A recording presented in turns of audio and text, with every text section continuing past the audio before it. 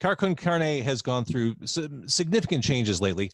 The most important being that I'm in space right now. If you're looking at me on the video on Facebook Live or on YouTube, I'm coming to you from outer space. I love doing this Zoom video chat with the custom backgrounds. My guest today is Phillip-Michael Scales. We'll be talking to him shortly. I should mention before we begin, Car Con Carne is sponsored by C&H Financial Services. When the world gets back to normal, when things start feeling like they did back in February, all those weeks ago, visit freeprocessingnow.com or call 855-600-2437 extension 999 so you can start saving money, business owners. It's Car Con Carne. Let's eat in the car. It's Car Con Carne. And now here's the star of our show, James Van Alstyne.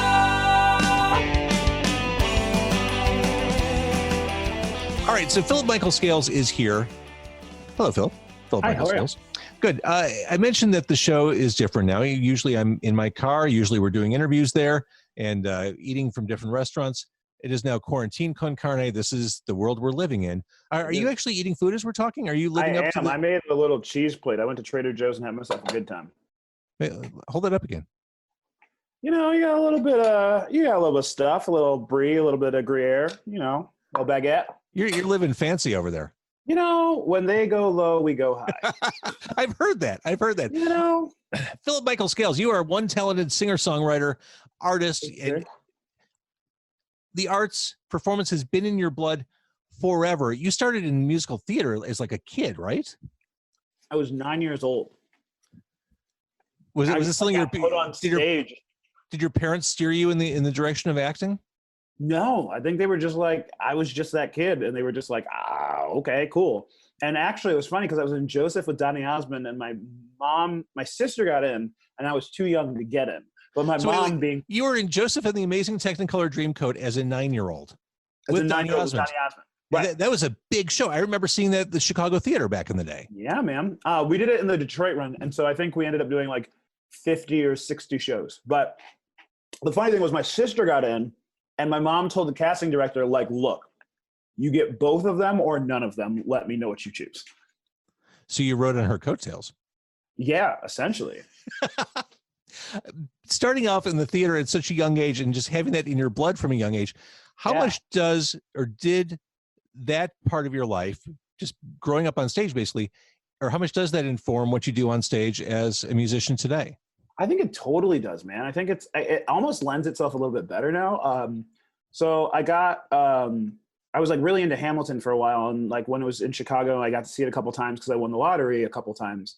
And what I've noticed is that people want to be in a world, right? Like now that we can see it, now that we can hear it, now that we can like Instagram live it and all that stuff, I feel like people want to be in a world. And so for me to be able to craft a brand that like is, you can look at and you can see and you can do things, like I feel like it's kind of theatrical, but like, you know, if you're paying $10, $15, $20 for a ticket to come see a show, like you want to see a show, you know, like, I mean, maybe you want to see like some dude like strum an acoustic guitar and be like, these are my feelings, whatever. And that's great and wonderful. But like on some level, like we love Lizzo because she's got backup dancers, and we love Lizzo because she's got like a flute, she plays flute and then she twerks and all that stuff. Like that's what we're talking about. You know what I mean?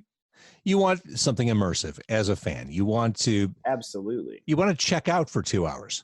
Yeah, for sure. And I like, as a performer, like I like that rhythm. I like that rhythm of like going on tour and doing the same show every night and then being like, okay, cool. It changes a little bit here, learning more about it, you know? When did you start? Has it been like 10 years since you started in earnest as a solo artist? No, well, yeah, I was in a band. I was in a project called Briar Rabbit, and I was Briar Rabbit. So it kind of had a band, sometimes kind of didn't have a band, but yeah, so probably like, yeah, around 2009 was right when Briar Rabbit started. And then, yeah, Phillip-Michael Scales has been around since 2015. All right. And how's your experience been coming up in the Chicago music scene? Chicago music scene is good. You occupy a unique position in the music scene. You can straddle a lot of different styles and formats and audiences. You almost serve like a utility purpose in the Chicago scene. Yeah, man. I mean, I loved the Chicago scene, and you know, Paper Machete was like the first group to really give me my like, start. They were like, we don't care what it is, put it on stage. And like, it kind of ended up being this cool thing. Yeah, man, I love the Chicago music scene. And I think that like, it's interesting to see it versus Nashville in general, just because like, I don't know, there's something called like, it feels like graduating classes in Chicago, right? Like there's like an age of like, then these bands were popular and these venues were popular, and like, I don't know, man. You all played Taste of Randolph or whatever, and like it was cool. So I think I learned a lot in the Chicago music scene, and I think that like there's a lot of normal people in Chicago who go see music, which is awesome. In Nashville, everyone's a musician. And when you talk about Nashville, you spend a lot of time in Nashville as well. Yes, For clarity's sake. For clarity's sake, yeah. I kind of split my time between the two at the moment. Why don't you commit to one or the other? Why when you can have both? I do like Nashville very much. Have you had hot chicken? I've had hot chicken. I'm a fan. I get it. I totally get it. So you were a Detroit kid. I was. Suburbs of Detroit. So the blues were kind of in your blood. Well, the blues were definitely in your DNA. I guess it only makes sense that you would find your way to Chicago. Yeah. With the blues in your bloodstream. Yeah, and I think that Chicago's always been that town. It's like, man, if you grow up in the Midwest, it's Chicago. You know what I mean? If you grow up in the East Coast, it's New York, and if you grow up on the West Coast, it's LA. Right. But like, yeah, there's something about Chicago, and I lived in LA for a minute, and I moved back to Chicago. Like, I don't know, man. There's something about the Chicago vibe that is just so me. How are you handling coronavirus and sheltering and being stuck where you are as a musician who lives for playing in front of audiences? Lots of Lysol wipes. But, I mean, it's cool because as an artist, I have a lot of things to do, a lot of boxes to check and things that like you just kind of let go to the wayside, like an online store or an email newsletter or whatever. You're like, I got to play the show. I got to do this thing. I got to get ready for tour. And so it's been a cool time to like stop, breathe, write songs, like do the thing. Luckily I ended a tour in February.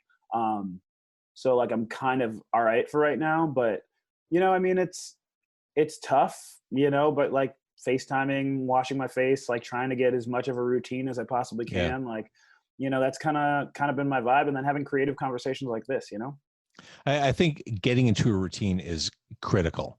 Yeah. What's your routine been so far? Well, I've been lucky enough to be able to work from home during the day. So I have a basic 9 to 5 routine. And I set it up for myself that I'm doing this podcast Monday through Friday now. Every weeknight at 8:00, I record the podcast. So that it gives me structure. It gives me something to focus on. It allows me to veer away from the shit show that's going on right now, and seeing friends get out of work and wonder how they're going to make ends meet. It can be overwhelming. So for me, being able to throw myself into a podcast or work has been incredibly helpful. And I had a feeling from day one, the second I had the opportunity to work from home, I'm like, I need to do the podcast more. Like I know that this will feel really weird, so I need to distract myself. That's how I'm coping. And I get to talk to people like you. That's awesome, man. I actually have my own podcast as well. That's right. You've been doing that for a while. Yeah, I did it for a while and then I took a break. And so now I was like, season 3 is perfect because mine's called The Company You Keep, and it's like a musician to musician podcast. Mm-hmm. So I was just like, well, I know you guys aren't doing shit. So I called a whole bunch of my friends and, we talk sort of just like this. And, we get to talk about what they're doing with the coronavirus. We get to talk about, their story and all that stuff. So I definitely feel you. And I think it's good to get out of your own head, like 100%. To be able to talk to somebody else. There's a thing about being a podcast host that is really good for someone who's a musician who's like me, to be able to like step back and be like this other person. It creates space and I like it. Let's talk about some of the new music that you've released prior to the Corona apocalypse. Oh, Hallelujah. How great is this song? Tell me about the genesis of Oh, Hallelujah. Thanks, man. I went to Nashville to record 2 singles. Neither of which were Hallelujah. And then this was just kind of like this oops baby that I wrote. And isn't that how all the great songs happen? The last biggest song I had was also an oops baby. Like, I just feel like there's something about not overthinking it and then just knowing that's the song and pulling the money out of thin air to be like, I got to go record this now. And Yeah, man, it was just like I've got a wonderful lady in my life, and she lived in Boston when I lived in Boston, but we never met. And I was like, you know what? We were like talking one day, and she's like, "What do you think would happen if we had dated earlier?" And I was just like, spoiler alert, Boston Phillip wasn't shit. So, yeah, so the song is just basically about like how timing plays, a big role in it. And it's been cool because I'll play it live and people come up to me afterwards who are like 50 years old and be like, oh my God, we blah, blah, blah, blah, blah. It's cool to hear people's stories, to be like, oh, this isn't just me. Like, this is cool. Love the song. Tell me about Gold. Oh man, Gold. Usually my songs are a bit heavier, and I was just like, you know what? Something needs to be light about this thing. And so I was like, why don't I write like a flirty song? And I was listening to a lot of Bruno Mars. Wait, this is a flirty song where you say love is a heavyweight boxing match. Well, I mean, yeah. I mean, I'm psychoanalyzing you. There it is. That's my form of flirting, right? Uh-huh. There's gold in my soul if you ever want to know me, and there's more to your soul if you ever want to show me. Like, that's how I flirt, right? That's how people flirt. No? Yeah, sure. We'll accept it. Yeah, so like that was that. And the coolest part about that song Gold is that do you know Zach Fox Jablow? Professor Fox. Anyways, he was in a band called Vespers, and he did some production for Chance the Rapper early on. He's been killing it in Nashville, so he was producing it for me, and like we produced and we produced and we produced, and we like had to make the song feel good. And so it was just the two of us, and then I took it into Lightning 100, which is a huge station in Nashville, and it's super influential. And I took it into their music meeting, and they were like, we like this song, and it's been playing on the radio, and I've been fortunate enough to hear my own stuff on like the radio while I'm driving, and like almost crashed my car because I was like, holy shit, I'm playing. So it's been cool. So Gold is a great, I love that song. So musicians still get that feeling hearing themselves on the radio. I love knowing this. I think so. I mean, I'm not to the point yet where I'm like, oh God, me again. I'm like, hell yeah, turn that shit up. Hey. I'm going to use this as a segue to talk about your uncle, B.B. King. Yes, sir. Because he told you a story a long time ago about facing racism on the radio back when he was coming up. Do you remember that story? Just everywhere, I mean, he faced it in every facet, and man, I remember. So there's a podcast episode of me talking to him. It wasn't a podcast then, but it was just me interviewing him for a paper. And man, we were talking about, just the things and how, I mean, remember one time he said that they were on a bus and they couldn't go into the restaurant. So they brought the food out to the bus. And then as they were finished, they gave the glasses and stuff back, and the busboy smashed the glasses and said, these are too dirty for us to clean. That makes my flesh crawl. Like, I can't even hear that. Man. That's a real thing that happened.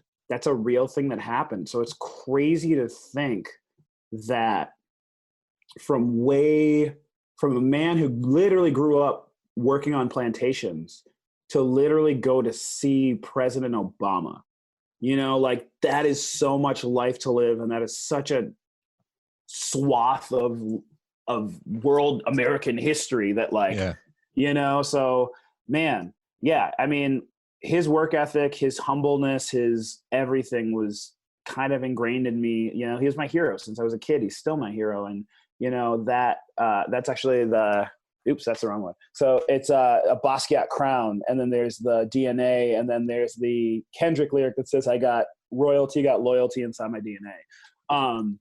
But yeah, man, I mean, he's just been a huge role model. And no matter how big he was always nice. And I've never heard any stories from anyone aside from just like, I met your uncle and he was the nicest dude I've ever met in my entire life. He was so sweet. He didn't have to be there. He didn't have to stay, but like he did, and he talked to us. And so like, where do I get off being like, ugh, excuse me, there's no charcuterie in my green room? Like, like.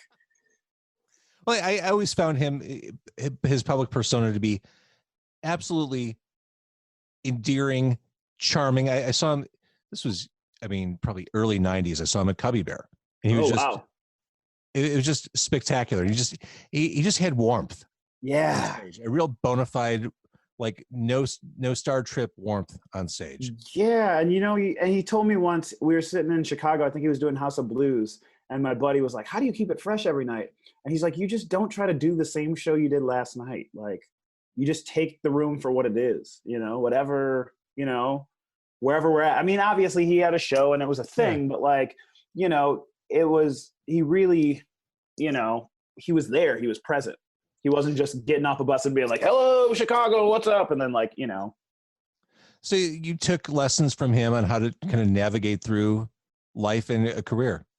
Yeah, you know, I mean, in that like watchful way, right? Like it was way more of like less of a mentorship and way more of like you know, my grandpa died when I was 9 or 8 or something like that. So, you know, it's funny because like as I got older, you know, you always want to sit next to the elders at dinner, you know, like when it's Thanksgiving, like they got all the gossip and you just like appreciate them more. When you're a kid, you're like, I don't know, like whatever, they're old, I don't get it. And then like you get older and you're just like, tell everything. Absolutely. Spill. Yeah, exactly. So you're sequestered. You're not doing much publicly right now. Nope. With these new songs, these tastes of what's to come, is there a lot more to come once you get sprung? Yeah. Especially probably because I'm just going to keep writing tons of music here because I can't help it. It's almost a happy accident. Okay, I'm stuck at home. I better be creative and productive. Absolutely, man. I love it. All right. If people want to follow you, hear you, adore you, where do they go? They can go to phillip-michael.net, Phillip- whatever you want to call it, Michael.net, or just Spotify, Instagram, YouTube, all that stuff. I'm there. Yeah. You're a musician in 2020. That's how it works. Absolutely, right? How comfortable do you feel you're in your kitchen right now, aren't you? Yeah. How many songs have I written? Fair. Do you feel comfortable playing over web chat? Yeah, man. Can I please play for you over web chat? Not even a please. Yes, of course. I would love that. Phillip-Michael Scales, as you kind of get organized here, I just want to talk about what's coming up on Car Con Carne, Quarantine Con Carne in the nights to come. Tomorrow is International Whiskey Day. All around the world, it's known as International Whiskey Day. So I have a representative from Aberlour Scotch talking about making the perfect whiskey sour and explaining exactly what Scotch is, because we think we know, but we don't. And next week, Bobby Telemine, rock and roll photographer. He has shot everybody over the past decade and a half, and he's going to unveil over web chat his 10 favorite images that he's ever taken. Cool stuff. And because we do video chat now, some really fun stuff to look at. Also, I'll be talking to local singer-songwriter, old friend David Singer, who just put out some new stuff. A lot coming up. We're doing this every night. It is Quarantine Con Carne, and I believe he is ready. It is Phillip-Michael Scales. This song's called Gold.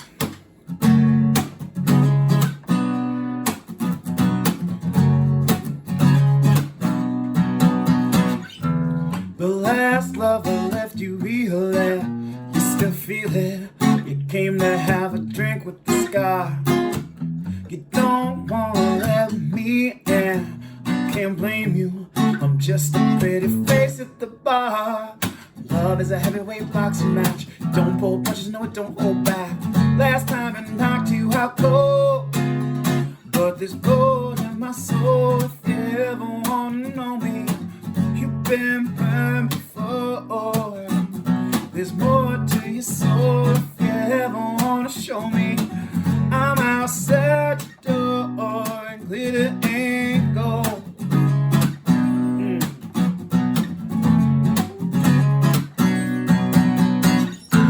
Rigging your romance ain't healing. Only bring home a man when it don't stand a chance. So come dance with this feeling. Let those walls fall down. Let me wrap these arms around you. Love is a heavyweight boxing match. Don't pull punches, no it don't hold back. You gotta stay in control. But there's gold in my soul. If you ever wanna know me, you've been burned before.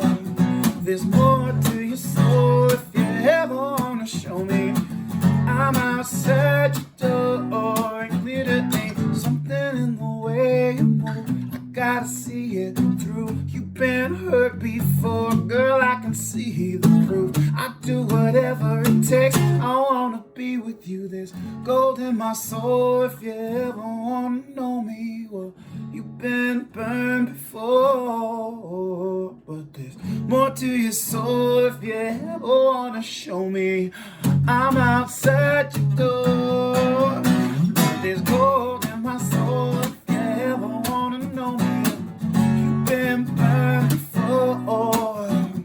there's more to your soul. If you ever wanna show me, I'm outside your door, and glitter ain't all that glitters and gold. All that glitters and gold. All that glitters and gold. I'm outside your door.